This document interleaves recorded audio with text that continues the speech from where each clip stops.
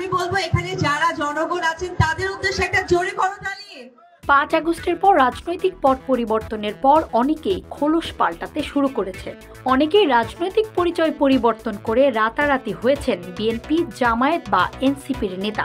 সেই তালিকায় নাম লেখাচ্ছেন অভিনেতা অভিনেত্রীরাও। আওয়ামী লীগের সময়টাতে নিজেকে আওয়ামী লীগের কর্মী দাবি করেছিলেন অপু বিশ্বাস। বলেছিলেন তিনি মনে প্রাণে নিজেকে আওয়ামী লীগের কর্মী মনে করেন।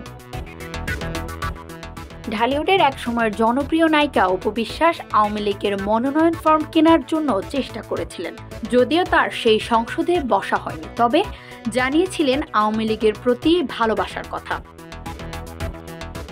রাজনৈতিক পট পরিবর্তনের পর সেই অপু বিশ্বাসই যেন 360 ডিগ্রি ঘুরে গেলেন।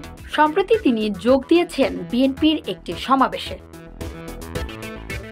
গত বৃহস্পতিবার কুষ্টিয়ার খোকসা উপজেলায় জানিপুর সরকারি প্রাথমিক বিদ্যালয়ের মাঠে শোডাউন, ভোজন ও সাংস্কৃতিক অনুষ্ঠানে অংশ নেন অপু বিশ্বাস।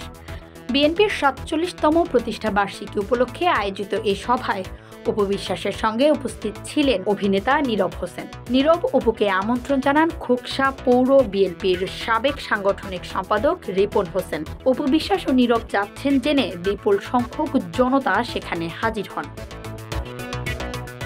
ইসরাত জাহান মনিকা, যুগের চিন্তা।